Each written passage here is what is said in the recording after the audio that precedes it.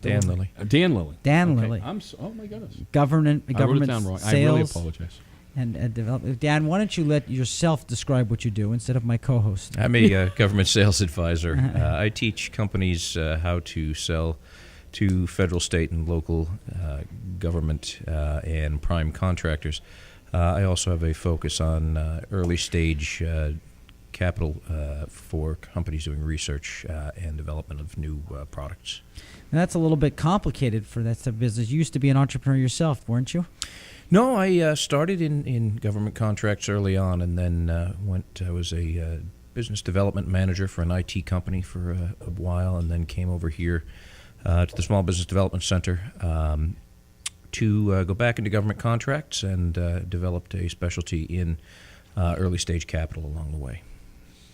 So what's it like in the economy for someone like you? Well, it's a bit different than it once was. When I started doing this early on, the funding was a little more clear than it is currently. With sequestration and government closures, contract opportunities have changed and shifted to larger businesses, creating more opportunity in the subcontract market than had previously been available. The smaller businesses now are looking into subcontracts rather than prime contracts directly to the government, as that funding moves to larger businesses, and those businesses are required to sub a portion of their contracting dollars to smaller businesses under the Small Business Act.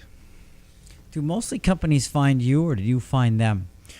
Well, we try to go out as much as possible to let the industry know what we are up to and what's available to them. However, under our contract, we are prevented from advertising and spending dollars on advertising. So we do as much as we can with what we have under the constraints that we're sent with. But more and more it's becoming word of mouth and reputation, and we've been fairly lucky and successful over the years. So we do find that people are coming through.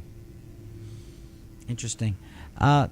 I was going to ask you, what are the generally the factors that you find the most resistant that you have the most resistance that you have to deal with people?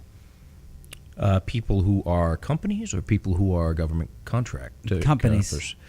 A lot of the times, the companies are accustomed to doing business a specific way, and what I'd like to tell companies that are entering this market space is that this is a completely different entity than you are accustomed to. It is not an accident, for example, that IBM or Microsoft or any of the other major corporations have a sales team and a government sales team. Those are two completely different teams that are incented differently. Their lead times are different, and their structures are different, and there's a reason that they do that, and that is that you're not going to be able to do the same type of business. You may sell the same product, but it'll be done a completely different way.